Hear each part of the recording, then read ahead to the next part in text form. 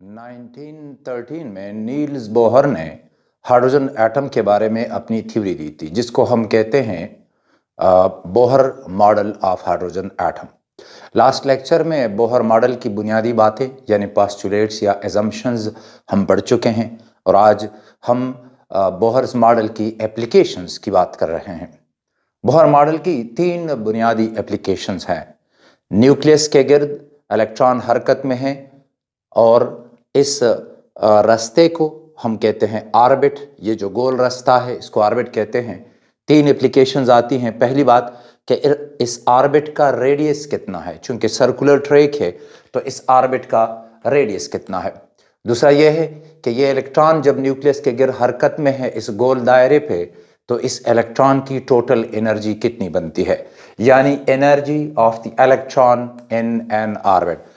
और जो तीसरी एप्लीकेशन है वो है actually spectrum of the hydrogen atom कि इलेक्ट्रॉन अगर एक शेल से दूसरे में गिरता है तो जैसे कि हाई एनर्जी लेवल से लो में गिरे तो एनर्जी रिलीज होगी फोटोन की फॉर्म में। ये क्या एनर्जी होगी, कितनी होगी, किस रेंज में होगी, अल्ट्रावायलेट होगी, इंफ्रारेड होगी, विजिबल लाइट होगी, क्या होगी। तो ये तीन एप्लीकेशंस हैं। जो स्पेक्ट्रम है वो हम डिस्कस करेंगे, लेकिन स्पेक्ट्रम से पहले हम ये मालूम करेंगे कि एनर्जी डिफरेंस जो है ये कितना बनता है बिटवीन टू शेल्स। तो आज रेडियस ऑफ द ऑर्बिट है। बोहर के पहले पोस्टुलेट के मुताबिक इलेक्ट्रॉन न्यूक्लियस के गिर्द गोल रास्ते पे हरकत करता है और इसके लिए जो रिक्वायर्ड फोर्स है सेंट्रीपिटल फोर्स, तो वो एक्चुअली इसको कूलम फोर्स ऑफ अट्रैक्शन की वजह से अवेलेबल है।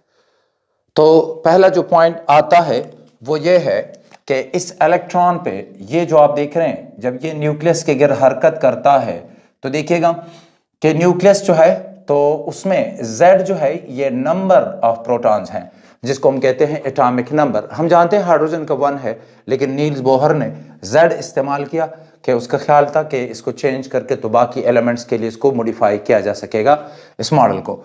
तो ये जो Z है ये नंबर ऑफ प्रोटॉन है या एटॉमिक नंबर है, और ये जो E है तो ये चार्ज है एक प्रोटॉन पे। तो ZE जो है तो ये आ जाएगा चार्ज ऑफ द न्यूक्लियस। ये जो आप देख रहे हैं ये इलेक्ट्रॉन है और इसका चार्ज है E।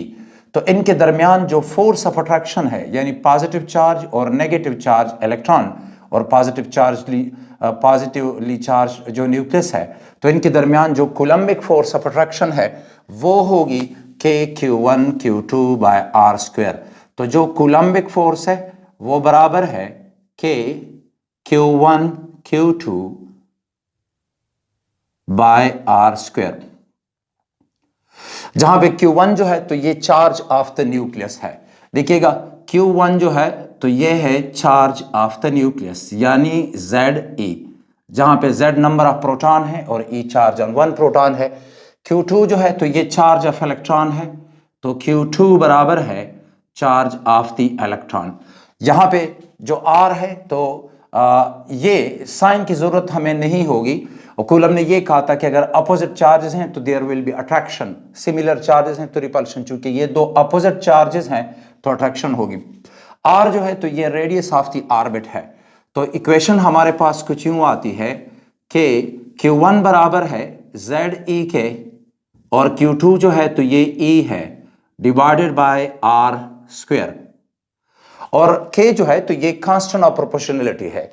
K की जो वैल्यू बनती है तो वो बराबर होती है, K जो है ये कांस्टेंट ऑफ प्रोपोर्शनलिटी है और इसकी वैल्यू बनती है 1/4 पाई एप्सिलॉन नॉट।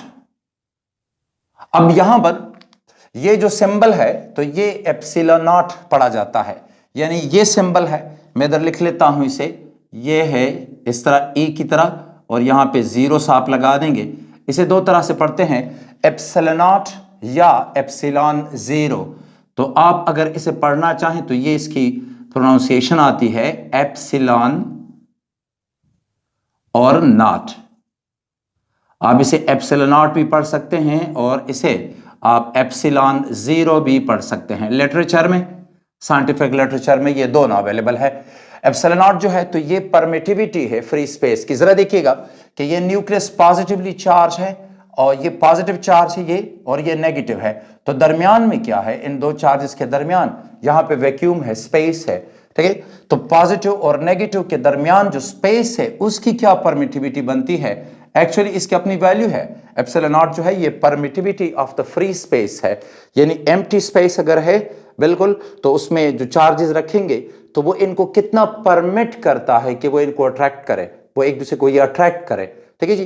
तो इसकी जो वैल्यू बनती है वो है 8.8410 raise to the power -12 coulomb square पर जूल और पर मीटर। तो अगर हम K की वैल्यू यहां पे लगा लेते हैं और ये E जो है इस E के साथ मल्टीप्लाई कर लेंगे, तो साइन लगाने की जरूरत नहीं है चार्ज की, तो ये K बराबर है 1/4 पाई एप्सिलॉन नॉट, और ये आ जाता है हमारे पास Z E स्क्वायर। नोट कीजिएगा कि यहां पे R है तो मैंने लिख दिया है R स्क्वायर। तो ये है कूलम्बिक फोर्स जो है। तो इस इलेक्ट्रॉन और न्यूक्लियस के दरमियान जो कूलम्बिक फोर्स है वो ये आती है, और यही कूलम्बिक फोर्स जो है तो वो सेंट्रीपिटल फोर्स प्रोवाइड करती है।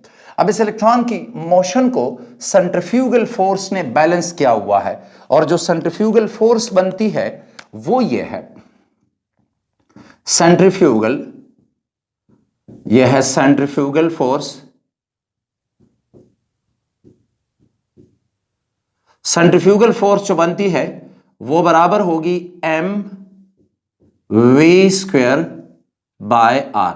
अब जरा देखिए m जो है तो ये इस इलेक्ट्रॉन का मास है, v इस इलेक्ट्रॉन की वेलोसिटी कितनी है, v इलेक्ट्रॉन की वेलोसिटी है, और r अगेन रेडियस है ऑफ दिस सर्कुलर ट्रे। तो ये बनता है इक्वेशन 2। अब ये जो दोनों फोर्सेस है ये बराबर हैं। कूलम्बिक फोर्स जो है वो सेंट्रीपिटल फोर्स प्रोवाइड करता है, और सेंट्रीपिटल है तो सेंट्रीफ्यूगल फोर्स भी है जो उसके बिल्कुल बराबर है। तो ये दोनों फोर्सेस बराबर हैं।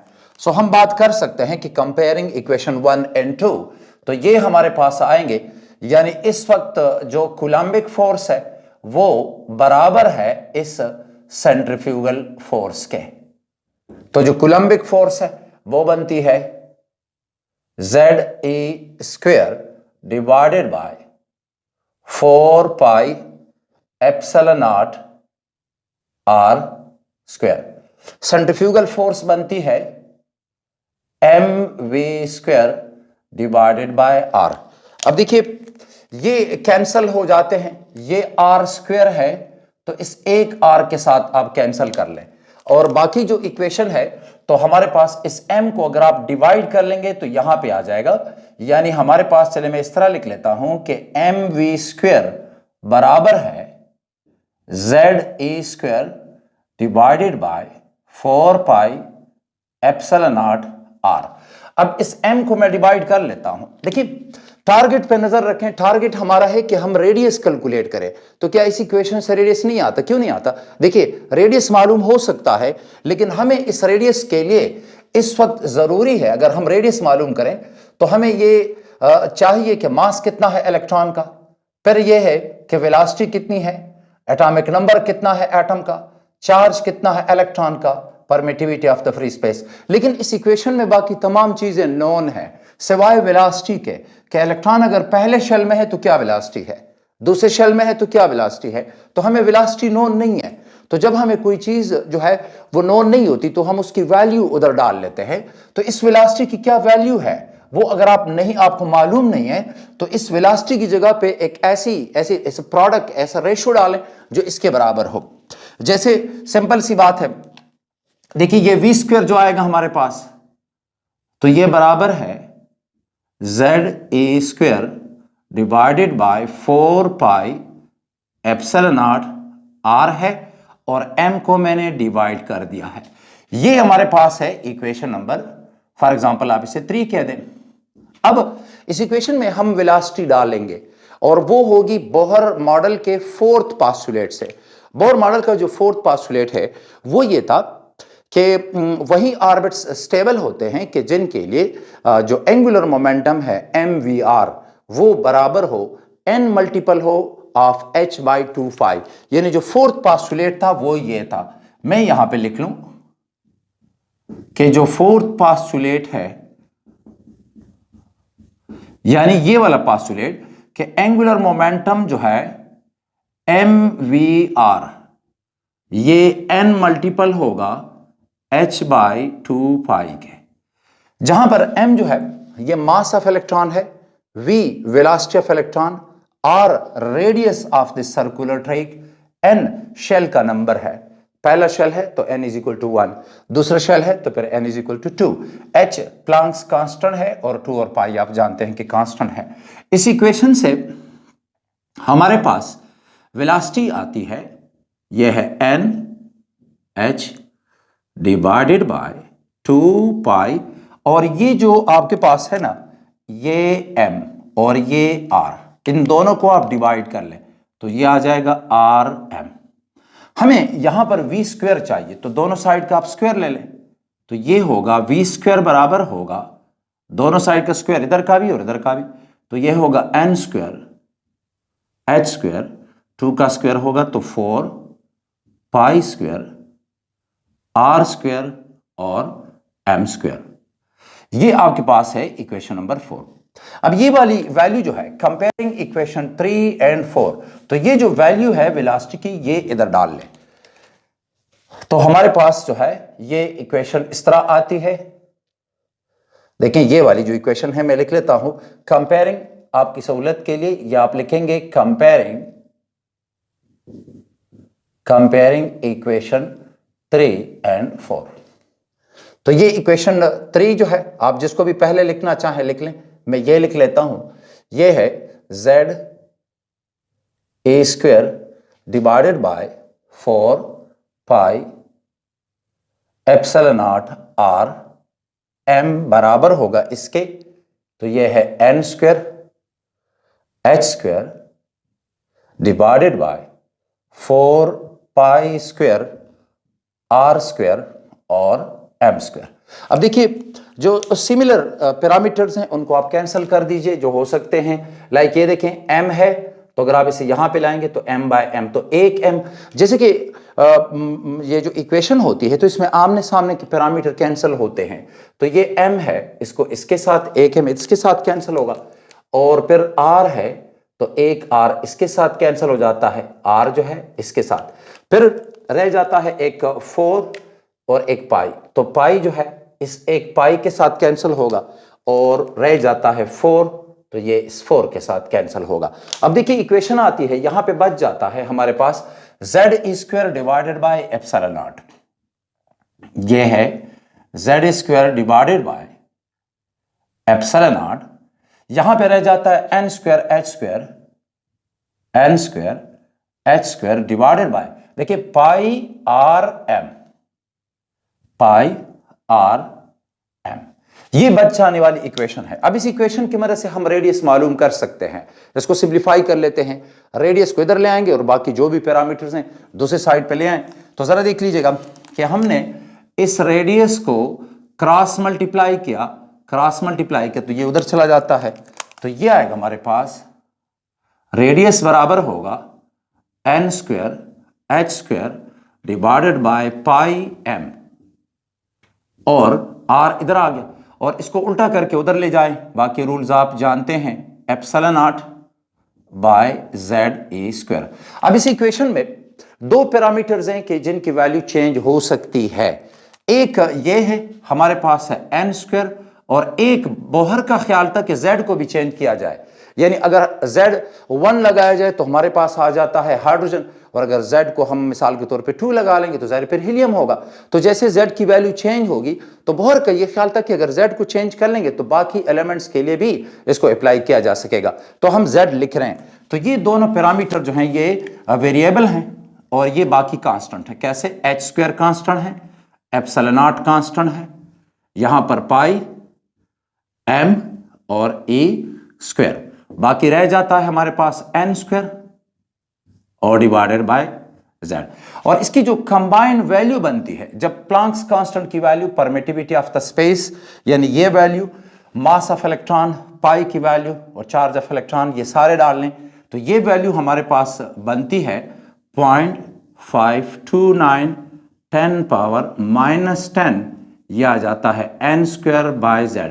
लेकिन नोट कीजिएगा कि इस वक्त जो यूनिट है वो मीटर है। तो अगर आप इस 10⁻10 को खत्म कर लें, 10⁻10 metre is equal to 1 angstrom, तो ये आ जाएगा हमारे पास। वैल्यू यूं बनेगी कि जो रेडियस है ये होगा 0.529 n²/z। तो इस वक्त यूनिट जो है ये हमारे पास एंगस्ट्रम है। तो ये वो फाइनल इक्वेशन है जिसे आप इस्तेमाल कर सकते हैं रेडियस मालूम करने के लिए। आप इसमें ये देख रहे हैं कि n की वैल्यू बढ़ाते जाएं तो रेडियस जो है वो डायरेक्टली प्रोपोर्शनल है n के। मतलब यह है कि अगर ये पहला शेल है तो रेडियस कम है, और अगर n की वैल्यू 2 कर देंगे तो फिर रेडियस जो है ये बढ़ जाता है।